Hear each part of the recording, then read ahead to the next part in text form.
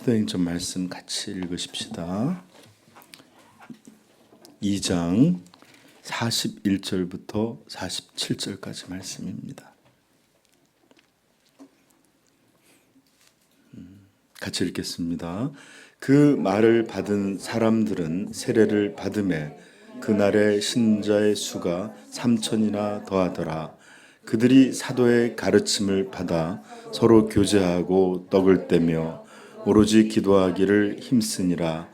사람마다 두려워하는데 사도들로 말미암아 기사와 표적이 나타나니 믿는 사람이 다 함께 있어 모든 물건을 서로 통용하고 또 재산과 소유를 팔아 각 사람의 필요를 따라 나눠주며 날마다 마음을 같이하여 성전의 직에서 떡을 떼며 기쁨과 순전한 마음으로 음식을 먹고 하나님을 찬미하며 또 백성에게 칭송을 받으니 주께서 구원받는 사람을 날마다 더하게 하시니라. 아멘. 저는 오늘 설교자로서 굉장히 어려운 일을 이제 해야 됩니다. 첫째는 하나님의 말씀에 담긴 참된 의미를 여러분들에게 전달해야 한다는 것. 그리고 둘째는 또 아동부와 함께 연합으로 들으니 우리 어린 자녀들에게도 그것을 이해시키고 또 들려지게 해야 된다는 것.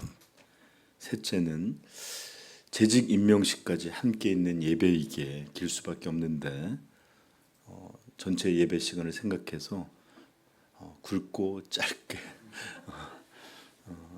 전달해야 된다는 것. 이렇게 해서 굉장히 어려운 일을 해야 합니다. 자, 이런 어려운 도전은 사실 설교자 혼자 감당할 수 없고 여러분들이 도와주셔야 합니다. 전심으로 집중하고 또 하나님 말씀에 귀 기울이고, 그래서 여기 보세요. 자, 이러면 이런 얘기만 없어도 5분은 빠질 수 있어. 그러니까 여러분들 같이 하나님 말씀을 기쁨으로 여러분들 받들어서 들을 수 있기를 축복합니다. 네. 베드로의 오순절 설교, 즉 성령이 임한 날 복음 선포가 끝나자 사람들은 자신의 죄들로 인하여서 깊이 상처를 받았습니다. 그래서 사도들에게 묻습니다.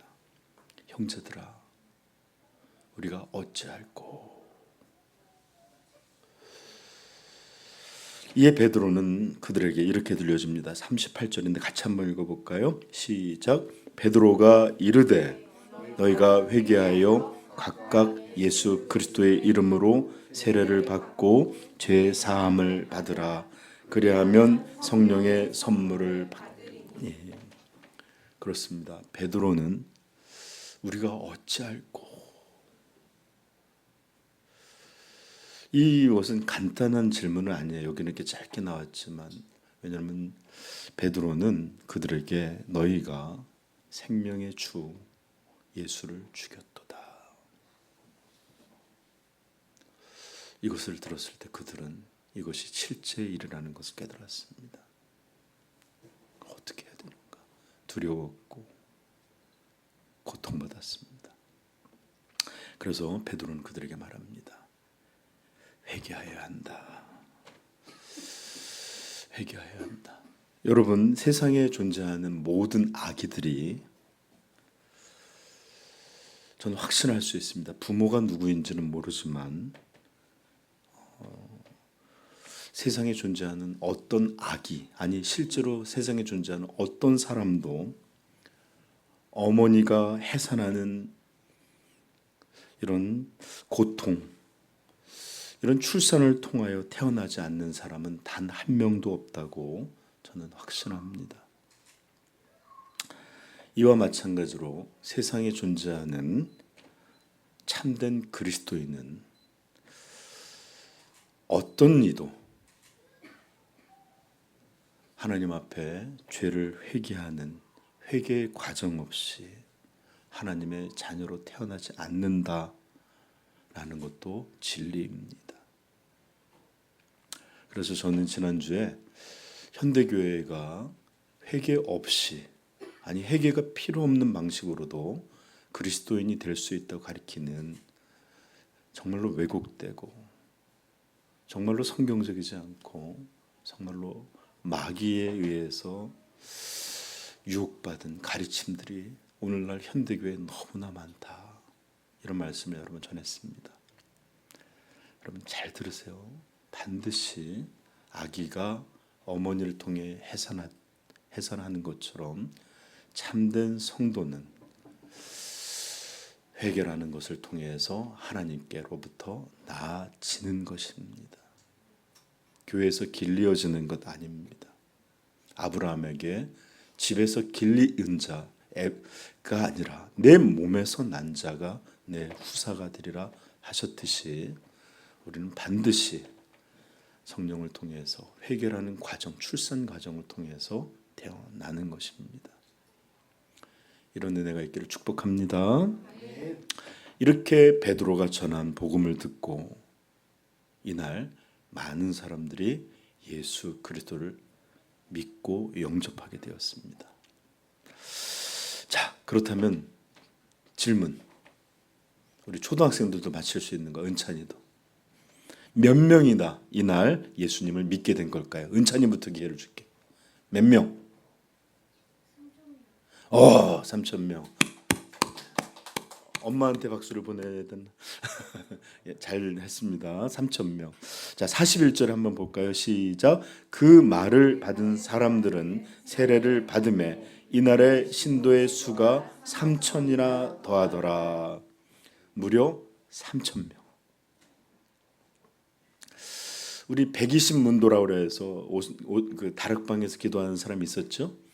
그런데 갑자기 3,000명이라는 숫자가 늘었는데 이 숫자는 유대의 간습적으로 보자면 이 숫자는 다 숫자를 헤아렸다기보다는 남자의 수만 헤아린 것이다 보는 게 맞아요.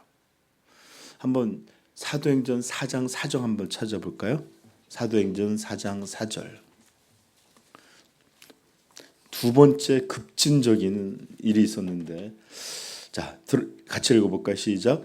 말씀을 들은 사람 중에 믿는 자가 많으니 남자의 수가 약 5,000이나 되었더라. 네. 여성분들한테 죄송하지만 고대 사회에서는 이렇게 여성을 숫자에 잘 안 넣고 남자들, 그것도 성인 남자들만 넣습니다. 그러니까 최소 3,000명이지만 얼마나 많은 이들이 함께 포함됐는지는 몰라요. 그렇죠? 어마어마한 숫자입니다. 그런데 말입니다. 예수 그리스도를 믿는다는 것, 이것은 어떤 의미일까요? 예수님을 믿는다. 이건 어떤 의미일까요?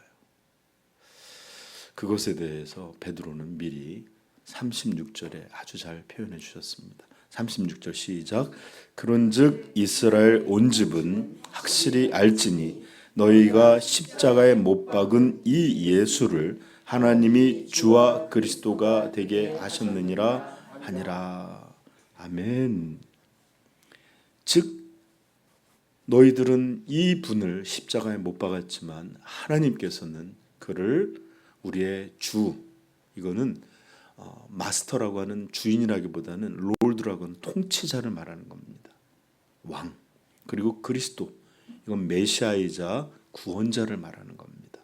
즉 우리에게 예수님을, 우리가 믿는다는 것, 예수님을 우리 자신의 주, 통치하시는 왕, 그리고 우리를 구원하신 왕, 구원하신 구원자로 영접하는 것. 이게 바로 예수님을 믿는다는 것입니다. 전에도 잠깐 했죠. 이건 미국에서도 주제권 논쟁이라는 이런 신학적 논쟁이 있었는데 예수님을 그리스도로는 믿어요. 구원자라는 걸 믿지만 그분이 주가 되심은 우리 구원에 별 의미가 없는 일이다. 이렇게 말하는 사람이 있었는데 전혀 그렇지 않아요. 그분을 구원자와 그분을 우리를 다스리시는 통치자로 영접하는 거예요. 예수는 누굽니까? 우리의 왕이십니다. 예수는 누구십니까? 우리의 구원자입니다. 이 두 개를 믿는 것. 그렇게 예수님을 그렇게 받아들이는 것, 이게 예수님을 믿는다는 것입니다. 아멘. 자, 이렇게 예수님을 믿는 사람이 3천 명이 됐는데 어떤 사람들은 좀 의심이 들기도 할지 모르겠습니다. 저는 그랬어요.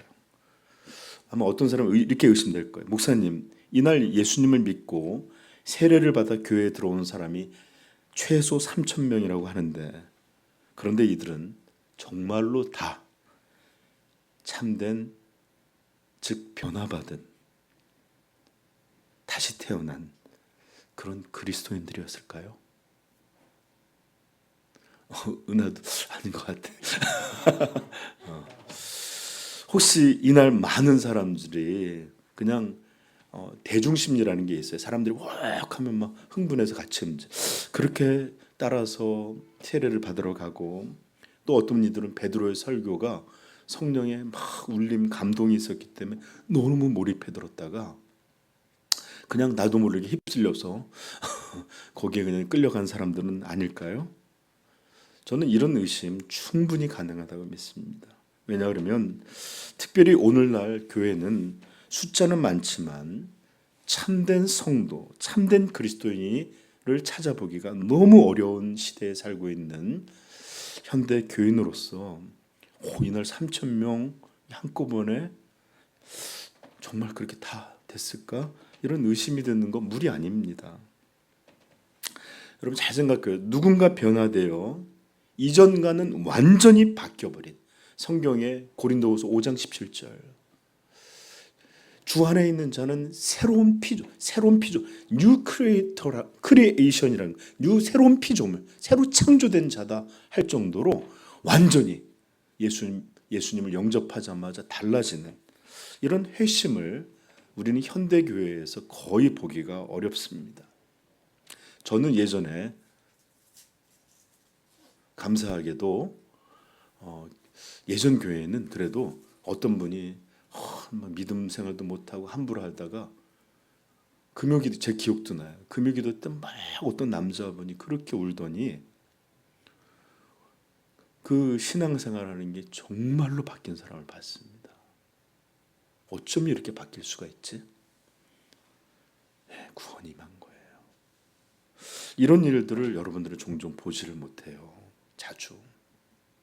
그런데 어떻게 3천 명이 한 번에, 여러분 대형 교회라면 3천 명이 한꺼번에 올 수도 있을까요? 있어요. 우리나라 최대 교회가 뭐 30만 명이 넘는다 그러는데, 자, 총동원주의를 한번 우리 같이 한번 으쌰으쌰 해볼, 10,000명 이상 모셔올 수도 있을지도 몰라요. 3천 명 올 수 있습니다.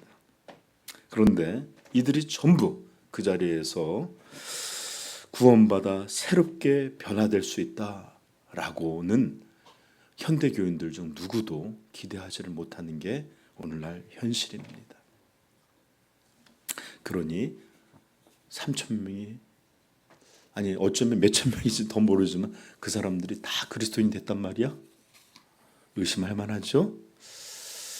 이렇게 의심이라기보다는 의구심, 회의적인 이런 생각을 갖고 있는 사람에게 오늘 성경이 들려주고 있는 답이 바로 오늘 우리가 읽은 본문이에요. 누구든 그렇게 생각할 수 있잖아요. 이 사람들이 정말 그리스도인들이 됐을까? 그런데 43절부터 한번 우리 7절까지 읽어봅시다. 시작.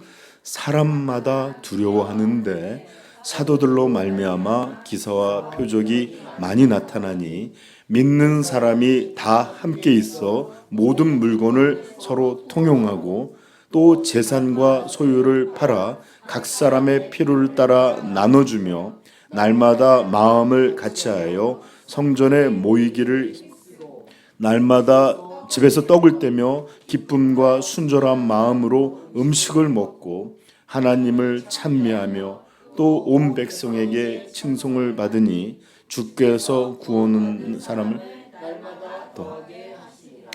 아멘. 이들이 교회에 들어오고 난 다음에 교회의 모습이 어떠하였는지를 설명하고 있는 내용이 오늘 본문입니다. 오늘 짧은 시간에 이 본문들이 어떤 의미를 담고 있는지 다 설명하기는 어렵습니다. 다만 우리가 읽은 본문은 참된 성도 모인 교회. 그래서 예수 그리스도께서 다스려서 이루시는 교회. 그 진정한 교회. 그것은 어떤 모습, 어떤 특징, 어떤 모양을 갖고 있는지 우리에게 들려주고 있는 내용입니다. 그래서 많은 목사님들이 교회에 대해 설교할 때마다 초대교회로 돌아가자. 그게 어떤 거예요? 바로 이런 모습입니다. 여러분, 사람이 태어나서 처음 배우게 되는 말들 중에 하나가 엄마 아빠 다음에 아마 이건지도 모르겠어요. 내 거야. 내 거야. 이런 말 진짜 아이들 금세 배우는 것 같아요. 여러분, 인간에게 있어서 소유욕은 배워서 갖게 되는 후천적인 어떤 것이 아닌 것 같아요. 본능 속에서 이것을 소유욕. 우리 어거스틴이라는 천재분은 자기 어머니가 젖이 모자르는 다른 아이를 이렇게 먹이는 일을 했는데 그 어렸을 때 그 젖을 뺏기고 그 아이를 바라봤던 것까지도 기억했답니다. 얼마나 자기가 미워했는지를 기술해놨어요. 대단하죠. 이건 우리 엄마 거야, 내 엄마 거야, 내 거야, 이런 거예요. 여러분, 사람에게 있어서 내 거, 이런 소유욕은 조금 강할 수도 있고 약할 수도 있지만 없는 이가 없어요. 그리고 어떤 이는 옷에 대해서 욕심을 받을 수 있고 어떤 이는 옷에 대한 욕심은 없지만 아무튼 뭐 내 거라는 이 대상에 대해서는 차이가 있을 수 있지만 이것이 없이 모든 사람에게 다 아무나 가져 하는 사람은 단 한 명도 없습니다. 그런데 인간의 본능이에요, 소유욕이. 그런데 44절 45절 한번 읽어볼까요?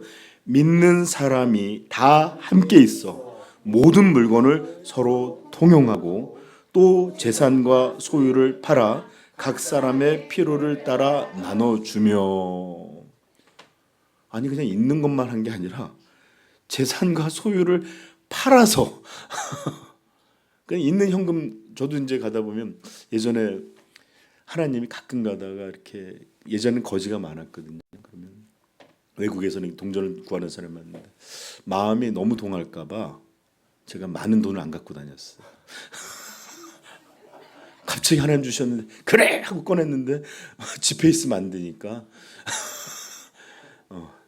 제가 참 간사하죠.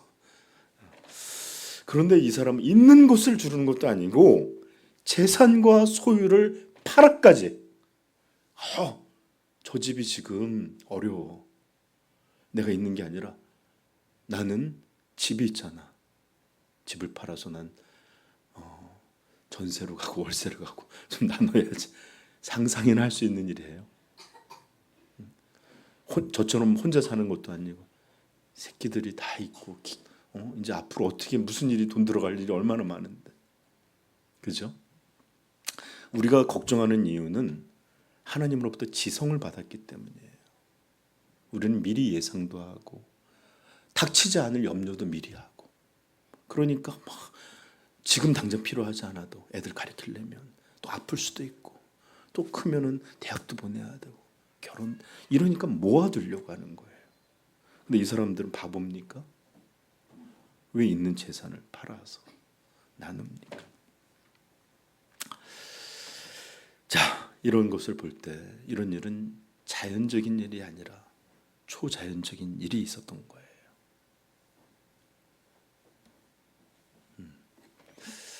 네. 또한 죄인의 가장 깊고도 강렬한 열망, 이게 뭔지 압니까? 자기에 대한 사랑이에요. 내 것, 이것도 나에 대한 사랑의 발현이에요. 그리고 이 자기 사랑은 반드시 자기를 드러내고 자기를 높이는, 영광스럽게 만들려고 하는, 그래서 자기를 누군가 조금이라도 함부로 하는 것 같으면 불같이 화를 내고, 그리고 또 자기가 조금이라도 누군가부터 막 이렇게 존중을 받고 칭찬을 받으면 막 아드레날린이 도파민이 막 쏠면서 피곤도 다 가실 정도로 이게 인간이란 말이에요. 솔직히 말해서 얘기할게요. 인간은 철저히 자기밖에 모릅니다. 심지어 하나님 말씀을 들을 때도 마찬가지. 순종하려고 자기 생각과 맞지 않으면 인상을 쓰고 어렵습니다. 그런데 여기 한번 보십시다. 46절, 47절 시작. 날마다 마음을 같이하여 성전에 모이기를 힘쓰고 집에서 떡을 떼며 기쁨과 순전한 마음으로 음식을 먹고 하나님을 찬미하며 또 온 백성의 칭송을 받으니. 아멘. 위의 설명은, 이런 설명은 자아를 위해서 살아가는 사람들의 모습이 아니에요. 자아를 오히려 부인하고 죽어줘서 다른 사람들과 함께 모이고 용납하고 받아들이고 사랑하고 하나님을 기뻐하고 어디서든지 예배하고 하나님을 갈망하고 이런 모습들을 지금 성경에서 보여주고 있습니다. 그러므로 우리는 이렇게 새로 입교한 3,000명의 사람들이 단지 사람들의 그냥 따라서 확 쫓아간 것이나 그냥 감동에 그냥 베드로의 설교에 잠깐 휘둘려서 내가 뭔 짓을 한 거지? 이런 사람들이 아니라 정말로 복음과 성령에 의해서 예수 그리스도인들로 변화되고 거듭났고 구원받은 사람들이었음을 알게 됩니다. 어떻게요? 이들이 보여주는 신앙과 삶의 증거들을 통해서 말입니다. 여러분, 지금 우리가 읽은 내용들은 변하지 않은, 새롭게 변화되지 않은 자연인, 아담의 그냥 후손들, 이 사람들에게는 절대로 불가능한 모습이에요. 만약 이것이 자연적으로 그냥 가능했다면 왜 인류는 전쟁이 없는 역사를 단 한 번도 가지지 못한 것입니까? 세계가 평화로울 때도 어느 지역은 다 싸우고 있어요. 왜 이것이 가능했다면 마르크스는 인류의 가장 큰 문제를 경제적 차별, 불평등 이런 것으로 보고 우리가 똑같이 나누면 공산사회가 되면 천국처럼 낙원이 될 것이다. 왜 이런 얘기를 했을까요? 경제적 불평등이, 어떤 귀족이나 부자들은 너무나 부유해서 자기가 얼마 가진지도 모르고 음식을 막 버려오면서 살기도 하고, 그러나 어떤 이들은 가난해요. 사람의 존중됨, 짐승처럼 살아가는 모습을 보며 세계의 문제는 경제적 불평등이야말로, 이것을 해결하는 것이야말로 가장 중요한 문제다. 그것은 그만큼 인간이 아무리 소유해도 만족을 모르고 옆에서 죽어가도 나만 괜찮으면 되는 이런 삶을 살아왔기 때문입니다. 만약 이게 이런 우리가 봤던 내용들이 자연인들에게 가능했다면 왜 공산주의가 실패했겠어요? 같이 평등해야 된다 말했지만 어떤 사람은 더 평등해야 된다.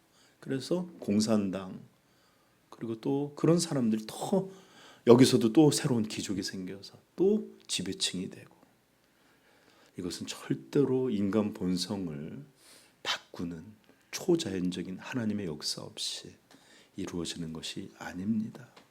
오직 이런 모습은 참되게 예수 그리스도를 영접하여 죄를 용서받고 성령을 선물로 받은, 즉 이렇게 해서 성령으로 충만한 사람들만 보일 수 있는 모습, 이게 오늘 우리가 읽은 내용이에요. 여러분, 오늘날의 많은 그리스도인들이라고 말하는 사람들은 믿는 자의 특성을 조금도 갖고 있지 못합니다.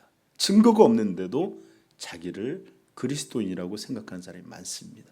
그들의 믿음은 예수 그리스도를 주와 구원자로 받아들인 게 아니라 나는 그리스도인이야 라고 믿는 믿음으로 구원받은 것 같아요.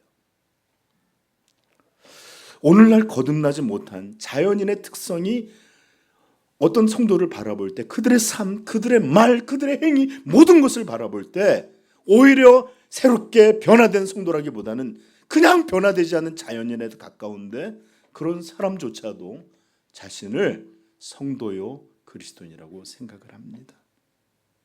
그러나 예수님 그렇게 말씀하지 않으셨어요. 마태복음 7장 16절부터 19절 제가 같이 한번 읽어볼까요? 시작. 미안해요. 제가 빨리 해야 된다는 욕심. 마태복음 7장 16절.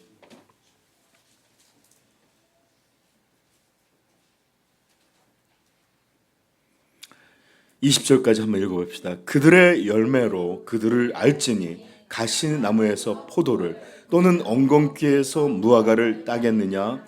이와 같이 좋은 나무마다 아름다운 열매를 맺고 못된 나무가 나쁜 열매를 맺나니 좋은 나무가 나쁜 열매를 맺을 수 없고 못된 나무가 아름다운 열매를 맺을 수 없느니라. 아름다운 열매를 맺지 아니하는 나무마다 찔에 불에 던져지느니라. 이러므로 그들의 열매로 그들을 알리라. 아멘.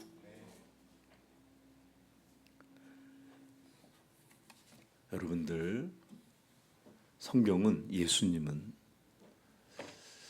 이런 열매, 이런 특징, 이런 증거가 없는 그리스도인에 대해서는 경고하셨어요. 그러므로 반드시 참된 성도는 오늘 우리가 보여주는 것처럼 참된 모습을 나타냅니다. 그러므로 여러분들 정직하고 두렵게 자기를 분별하고 살펴볼 수 있기를 축복합니다. 이것은 예수님의 말씀만은 아닙니다. 야고보는 2장 26절에 이렇게 말합니다. 영혼 없는 몸이 죽은 것 같이 행함이 없는 믿음은 죽은 것이니라. 그리고 우리가 알듯이 죽은 믿음은 절대로 우리를 구원하지 못합니다. 죽은 믿음은 우리를 변화시키지 못합니다. 참된 믿음이 아닌 것은 참된 성도의 모습, 교회의 모습을 나타내지 못합니다. 오늘 우리가 읽은 이런 참된 교회의 모습은 자기 자신이 왕되어서 이렇게 자기의 통치를 받아 살아가는 사람이 아니라 구원받아서 예수님을 자신의 주권자로 순종하는 사람들에게만 나타나는 모습입니다. 그분의 은혜로운 통치, 그분의 영광스러운 다스림 속에 그것을 받은 사람들이 보여주는 모습이 오늘 교회의 모습이요. 절대로 자기를 주인으로 삼은 사람들이 나타낼 수 없는 그 모습이 바로 오늘 교회의 모습입니다.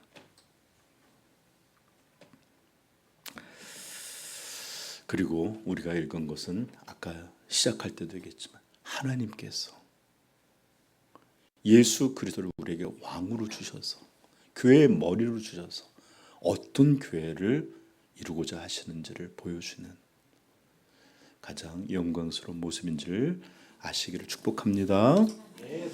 바로 우리 삼위 영광교회가 꿈꾸는 교회가 바로 이런 성경적 교회입니다. 이기심과 자기사랑이 완전히 부서지고 예수 그리스도를 주와 그리스도로 영접하여 그분을 믿는 믿음 안에서 하나된 공동체, 자기사랑과 소유욕을 이길 수 있는 진정한 사랑이 넘치는 공동체, 하나님을 예배하는 기쁨, 성도들과 하나님을 같이 나누는 영적 교제가 충만한 공동체, 전도와 하나님의 영광으로 점점 하나님의 나라가 확장되어 가는 그런 공동체로서의 교회. 바로 이것이 참된 주님의 교회가 보여주는 진정한 모습입니다. 그리고 이것이야말로 우리 삼위 영광교회가 꿈꾸는 그런 교회의 모습이기도 하고요. 여러분 생각해 보십시오. 믿음 없는 사람들이 모여 있고 사람들이 주도하고 사람들이 영광받고 사람들의 의로 가득하고 서로 자기가 잘났다고 이름을 내세우고 자기 뜻을 어떻게든지 주장하려고 하는 이런 교회가 아니라 하나님이 통치하시고 하나님이 영광 받으시고 하나님께만 찬미가 되는 교회, 바로 이런 교회, 이것은 오직 예수 그리스도의 통치와 다스림을 받는 사람들에 의해서만 이루어지는 교회인 것을 여러분 깨닫게 되기를 축복합니다. 그러므로 참된 교회가 되는 유일한 길은 우리가 예수 그리스도 안에서 거듭나야만 합니다. 이 옛 본성을 가지고는 절대로 하나님의 교회를 영화롭게 할 수 없습니다. 그래서 성경이 44절에 뭐라고 말하고 있죠? 44절, 믿는 사람이 다 함께 있어. 여기까지만. 여기 뭐라고 말해요? 서로가 좋아하는 사람들이 모였다고 그랬어요? 인기 있는 목사님들 따라 모였다고 그랬어요? 뭐라 그랬어요? 믿는 사람 정의 내려줬죠? 예수 그리스도를 구원자와 주로 영접한 사람, 믿는 사람이 모여 있는 것, 이게 교회입니다. 반드시 교회는 믿는 사람이어야 합니다. 그러하기에 저는 믿음의 여부와 상관없이 그저 교회의 숫자만 늘어가는 것 조금도 기뻐하지 않습니다. 아니, 오히려 이런 현상들을 오늘날 교회에서 믿는 자들이 보이지 않고 그냥 숫자만 늘어가는 현상들, 저는 걱정하고 오히려 두려워하기까지 합니다. 반드시 교회는 믿는 자들의 모임이어야 합니다. 그것도 아무 믿음이 아니라 반드시 예수 그리스도를 주와 그리스도로 영접한 사람들의 모임. 이렇게 회개하여 예수 그리스도를 나의 구원자, 나를 다스리시는 분이라고 순종하고 복종할 때 예수님은 우리를 통치하시오. 이렇게 예수 그리스도를 닮은 하나님이 영광을 받으시는 교회 되게 하시는 것입니다. 우리 삼위영광교회가 8주년이 됐는데 몇 주년까지 이어질지 아무도 몰라요. 저는 어떤 때는 일용직 노동자처럼 이번 주가 또 다음 주도 이어질 수 있을까 자신하지 못할 때가 많아요. 그러나 우리 교회가 계속 이어지는 한 반드시 거룩한 주님의 몸된 교회가 되어가기를 우리 온 마음으로 간절히 소원하기를 축복합니다. 주님의 교회 되십시다.